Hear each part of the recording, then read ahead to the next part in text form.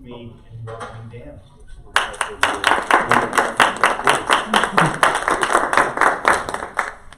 Good morning. How's everybody doing today? Can you hear me, even if I don't need to? Well, I'll just tell you a little bit about myself before I get started, just kind of so you know who I am. I grew up in northern New Mexico, in a 67-acre ranch as a kid. Learned the value of hard work, and once I graduated high school, I joined the Navy. That's how I landed up in San Diego. And you're probably like, how did you land up in San Diego? That's the way. And I served 4 years in the military, traveled the world. By the time I was 23, got out, went to college at San Diego State University, graduated from there. And as Ryan was saying, I've held several different development roles and been with the university for 14 years. Currently, I work in our alumni shop, which I value what Ryan does. And you should count very lucky to have Ryan here because he does a lot of great work.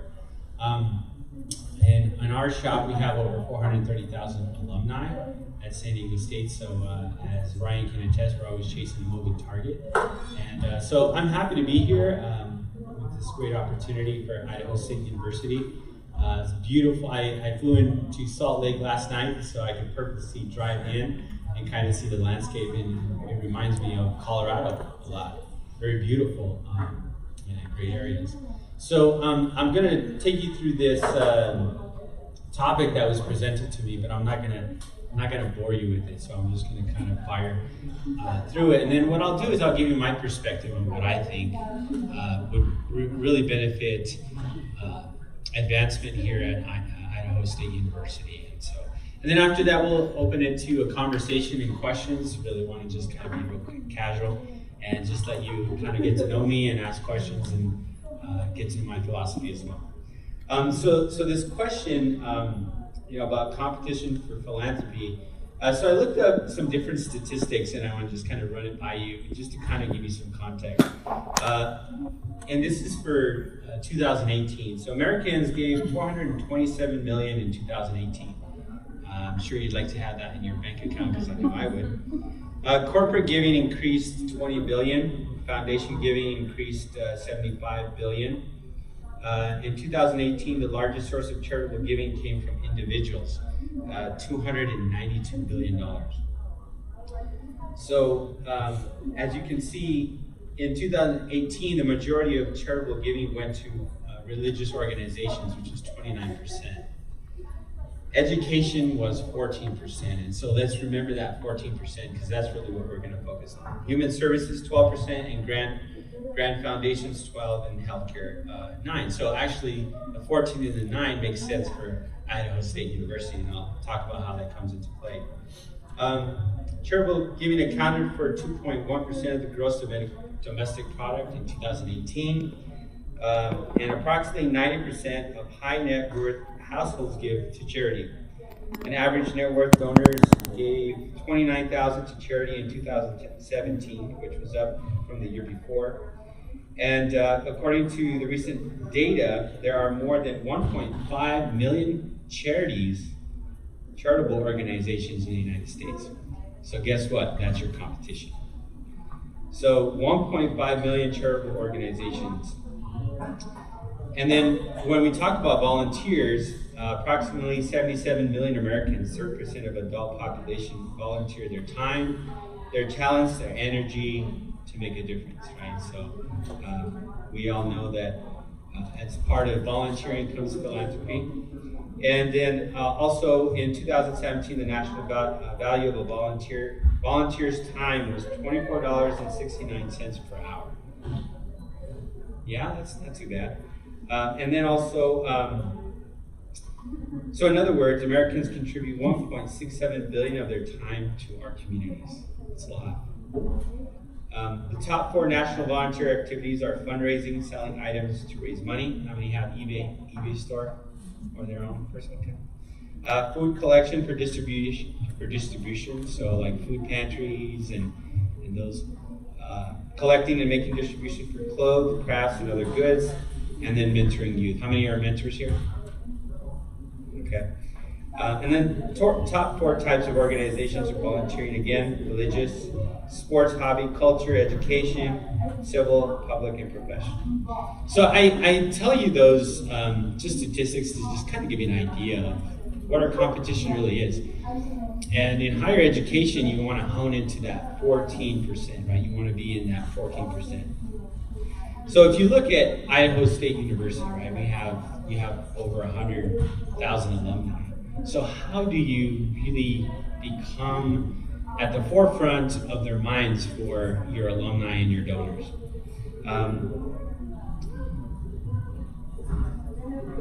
Idaho State University is very commuter-driven, right? It's a commuter university. So a lot of times what happens in a commuter university, similar to what San Diego State used to be, you have to invite them back to campus. You got to get to know them. So a lot of times when you're a commuter, and most of you who went here probably were that, and you have to get involved and you have to get engaged with on campus. That's why living on campus is so important, because usually when you live on campus, you have the opportunity to be part of clubs, organizations, fraternities, sororities, and so on and so forth. But if you're a commuter and you didn't do that, then your experience at the university is not what somebody who lived on campus would be like. So for Idaho State University and our alumni, you have to invite them back and get them to see this great university for what it is today, right? So I think that is one of the things that you have to do. At the heart of any fundraising you do is relationships. If I went up to you and said, would you give me $10,000 or $20,000 for whatever I thought was important, you'd probably say no, because I don't know you and that's not my interest. So the biggest part of that is building a relationship. And if I build a relationship with you and we get to know each other and you get to know the university, then I can come and say, you know what, Ryan, what are you interested in? Or Patty, what are you interested in? And you'd say, you know what, I really like healthcare, and I really like the impact of helping people find solutions to problems. And I say, you know what, let us show you what we're doing here at Idaho State University and how we can help build that bridge. And then you can support with your gift and make an impact, and we can continue to build a relationship. So that's really how it's done. It's about relationships. Because if you don't have relationships, you have nothing when it comes to your donors. You have to build trust. You have to build trust with them, right? They have to have a reason to trust you and to give you the funds that they're going to give. At San Diego State University, we had to create a culture of philanthropy. It took us 10 years to do a first comprehensive campaign in which we raised $815 million. But that didn't come overnight. We had to go and knock on doors, create meetings face-to-face, get to know our donors, and find out what really resonated with them. A lot of them would say to us, wow, you're calling me now, I haven't heard from you for 10 years, and you're asking me for money. You know, why did it take you so long, right? Or I haven't heard from you for 15 years, or the only reason why you call me is because you want money. Well, that's not fair, right? So again, if I haven't built a relationship with you, then it's hard for me to go there and ask you for money. So what it all comes down to is, hey, come back to Idaho State University, see what we've changed, see what students are doing, see the research we're doing, see how we're growing, and see how you can have a place as we continue to grow. You have to be consistent. A lot of times in commuter universities, you go and rile up the donors and the students or the alumni, right? And you do this great event, and then the event is gone, and then they never hear from you again. And they're like, okay. So you have to stay consistent with that, and you have to continue to engage them and create other opportunities for them to continue to build that relationship. They have to have a reason for support. It has to be that personal feeling about why they want to support the university. Incorporate them into the fabric of the institution. You know, get them to serve on boards, get them to serve on volunteer opportunities. You know, get them to serve for alumni events, for student events, or whatever it may be, but they want to be connected with the university. Also, allow them to experience our product, allow them to be with students, allow them to experience orientation or graduation or come back for graduation. We do a program that where our alumni can support the cap and gown and give it to our graduating students. And that's a great experience because they remember what it was like for them to graduate. And then for them to have the cap and gown for free and given to them by an alumni, that's a great thing. And it just carries on year after year. We have to ask them and not be afraid to ask them to support, right? But you have to do it after you build a relationship. And then ask them for specific areas that they want to support. And that's what's important to them. You also got to thank them. Thank them and thank them. Because you can never thank somebody enough. And then you have to repeat the process over and over and over and over again. So this institution's been around for 118 years. It's going to be 118 years. It's going to be around for another 118 years. And it'll be here far after we're gone. And so it's important for us to lay the groundwork now so that 118 years from now, somebody's talking about the work that we did while we were here. Because we're only here for a small timeline of this institution. Idaho State University is already doing a lot of these great things. I think your strategic plan talks about a lot of the wonderful foundation and groundwork that you can build off of. Learning and discovery, teaching, research, creative activity. I think you have a niche with these technical certificates that you provide. Not everybody is out for a 4-year degree, but if you have the technical expertise to have training and go get a job, I think that's amazing. A lot of European countries do it, and they have successful people who go on and do great things. Leadership and health, teaching, research, practice, excellence, and patient care. That's a huge opportunity that speaks to a lot of the great things that is going on here in the state of Idaho. And people can relate it back to this institution. Community engagement and impact. Exchange of knowledge, research and expertise. I think the opportunity to partner with the National Laboratory up the street is a great opportunity to take advantage of some of the great things you do. And then just again, building relationships for years to come. So I think also building the bridge between alumni is important, and finding ways that you can continue to engage them in everything you do, from athletics to student activities. And then most importantly, creating the culture of philanthropy. You have to create it from the time you do recruiting for the university all the way to planned giving. And it has to be throughout. So it has to be from the students to annual giving, to major giving, and then principal giving, and then also to annual giving. So almost from the time they even look to come to Idaho State University to the time they retire and leave you in their estate. So I think also another important thing is to tell your story. There's a lot of great things that are happening on this campus, and you got to tell the story.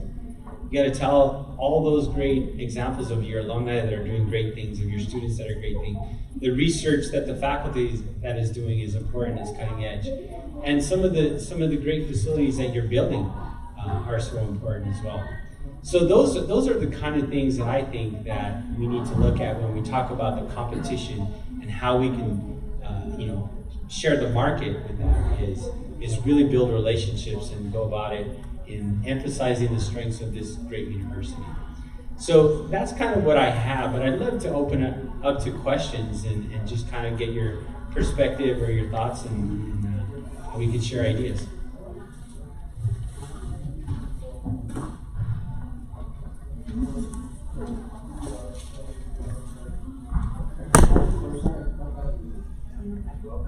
I have a question. Sure. Can you describe your most effective and innovative and successful fundraising effort? What did it consist of from the start to? I think for me, the one of the most rewarding, two of the most rewarding things was when I was fundraising for student affairs in the parents program. We took that from an annual giving program to a major gifts program. And so we started by asking parents for $1,000. And I remember my prospect portfolio being 250 plus, and I had to really produce volume and hit a lot of metrics. But I met a lot of parents along the way, and I traveled regionally, so I was able to go to Texas, to Washington, to New York, to different areas.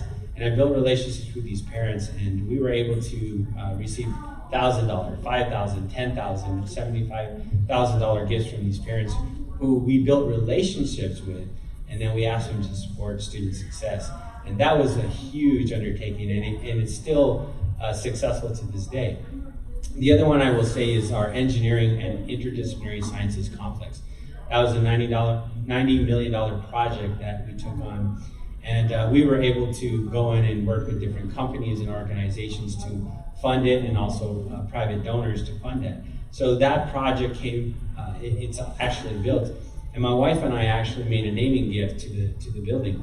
And so we have a balcony there that we're very proud of because we were able to be part of that as well. But again, it all starts with relationships and to develop these ideas and concepts. So that $90 million project was a project that was a collaboration between the College of Sciences, College of Engineering, and the College of Business, along with the university leadership to build it together. But I was just a small part of it, but it was very rewarding to see it done. And now we are positioned as an incubator for our engineering and science and business students. So, yeah. Hi, Yes. Dan. Welcome. So, what intrigues you? Why do you want to continue to be involved in development, and why ISU? So development is, to me, people always ask me, why do you like development? And they think it's sales or they think it's hard. It's not really sales or it's just relationship building. Like if I came to you and I said, why are you passionate about ISU? Like what is it about the university that makes you tick? You could tell me it's about, interacting with the students and seeing them grow and mentorship or scholarship. If I just spent time with you and provided you some opportunities in areas that you felt really passionate about, I could get you to make a gift. And it wouldn't even be that hard. And so what I like about development is that you help people make an impact for years to come. And then it's not only a blessing to them, but it's a blessing to you because you had a part in it. And as you do it for students and they graduate and they launch to do successful things, you are a part of their success as well. And that's what makes me feel good about the work that we do. It's something that is a lasting impact for years to come. And usually in development, you're behind the scenes, and sometimes it can be a thankless job because nobody really sees the work that you do. Only at the end of the day, the donor and the university gets a lot of the recognition and the credit for it. But the development staff and all the work and everything that goes into it, I like the grind, I like the work. Idaho State University is very similar to what I'm familiar with. San Diego State was very much a commuter school, and we had to build relationships over time. We had to build a culture of philanthropy, which I think this is what we needed to do here at this university. We had several different similar programs like Strong Veterans Program, and we also have all the college programs that we have. What I think is unique here that we don't have is the health sciences program, which I think is a really great opportunity. Also, you have the energy and the nuclear opportunity that you have in this region, and you have petroleum, and you have many different things that you guys are building, which is kind of exciting. I see Idaho State University where San Diego State was probably 10 years ago. And it's exciting to build something that will carry on and do great things. And so from what I've seen from this university, you guys are just beginning to take it to the next level. And I think what's exciting for me, and if you look at my resume and my whole career, I've always come into an organization, help build infrastructure and the resource it the way it's supposed to, so I'll continue to grow. And I've done that in student affairs, I've done it in college of business, I've done it in engineering, and I've also done it in alumni. So I think it's just an opportunity to continue to do what I do best at Idaho State. Thank you.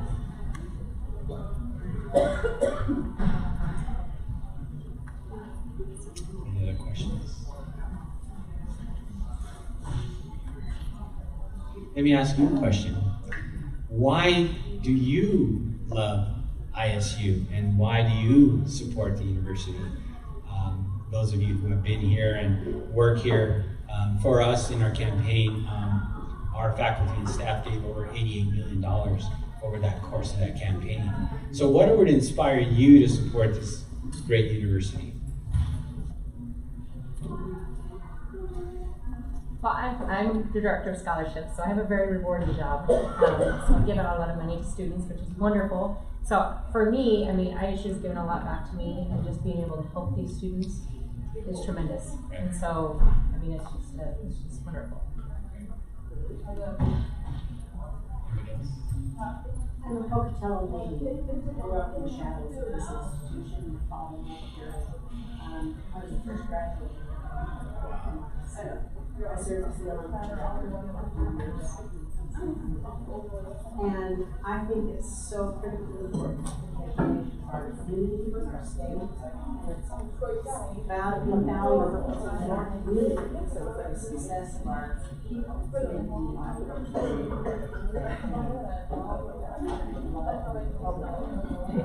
That's good.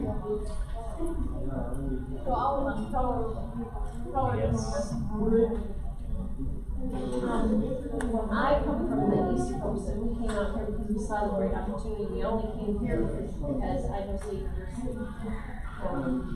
Knowing that education is a valuable part of even the little people that run through. We just have to start with the small kids and say, you too can be a vanguard.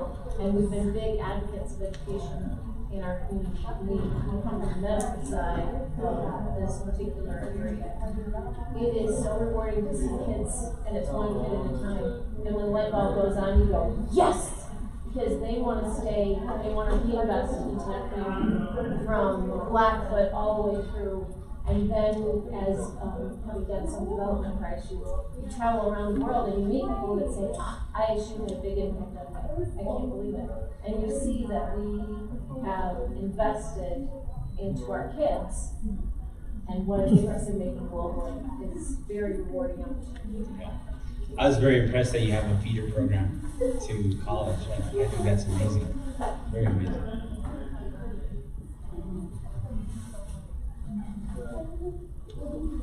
You've had experience working with your community. San Diego is a big city, unlike Pocatello. And how do you work in strengthening support from the community for your institution? Well, I make it a point to, I'm the chair of our President Latino Advisory Council, so I work with a lot of the Latino community and building relationships to our university. I work with a lot of corporations still and our alumni. I purposely recruit for our alumni board alumni who bring their corporation, their personal giving, and their network to the university. So we utilize our alumni board to do workshops for our students and or hire our students, create internships for them. And I think that's important because we feel that we should hire our own and we should also develop our own as well. And I think it goes without saying that that's what a university is all about. Is as you go through the university, when you graduate, it's your opportunity to give back and help others along the way.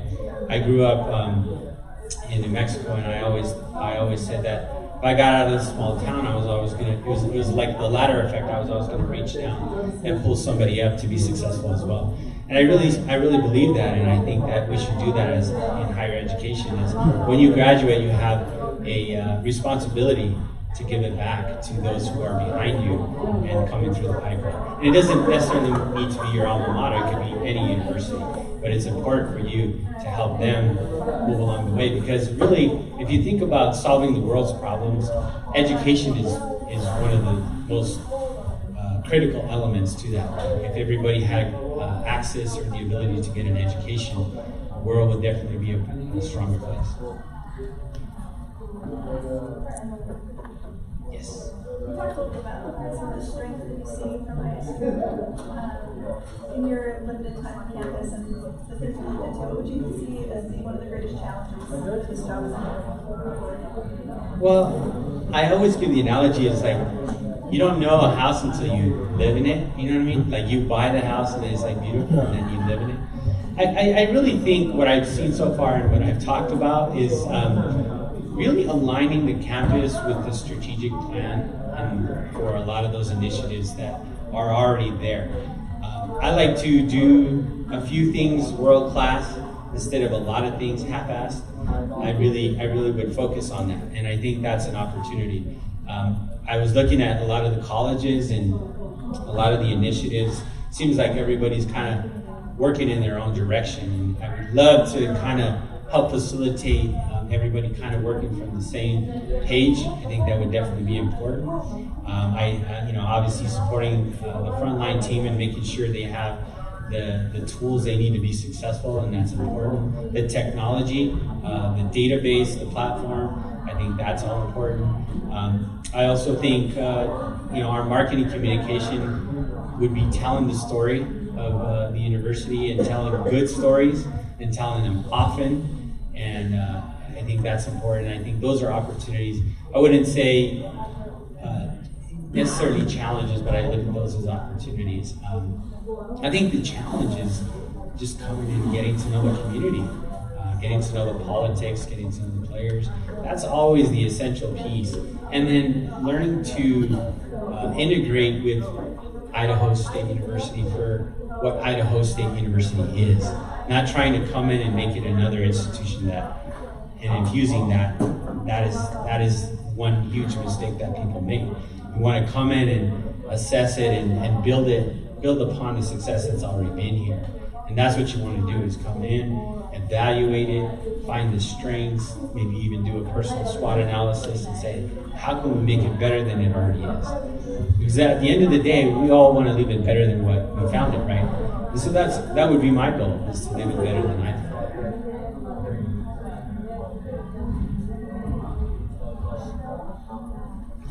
Can you talk a little bit about your leadership style? I'm not a dictator, and I hate to micromanage. I would say my leadership style is servant leadership. I don't like to just tell people what to do. I like to say, let's go do it together. I found that doing it together, it really helps people buy into it. And I really like to do facilitation and helping create goals, because I like my team to have input on it. And I like them to help create the strategy and see the same vision that I have, so that when we execute the goals, it's part of their success. And not only that, but I can hold them accountable to what they said they wanted to do. And I think that's important, because if you don't allow them to have that buy-in, then it doesn't become personal for them. And then it just becomes a job or a task. You shouldn't have to come to work and let it feel like it's a task. Part of the reason why I stayed in higher education is because it never felt like a job. It was always something that I loved to do. I love to build relationships with people. I love to highlight the things that are going on at the university. And I love to ask them to support success. And so that's what I think development should be, or advancement is.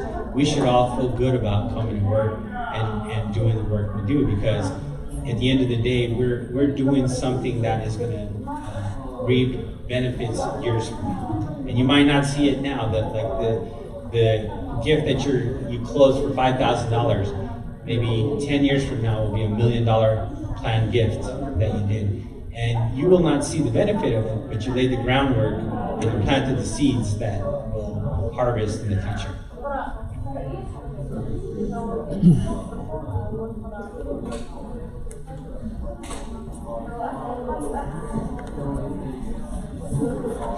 Well, I just want to say thank you so much for coming. I appreciate it. Look forward to getting to know you. And I really want to say I appreciate the work you do, because I know it's not easy to take a university in the direction that it needs to go at times. But you know what? Keep grinding, keep doing the work, because at the end of the day, we're creating something for the future of all mankind.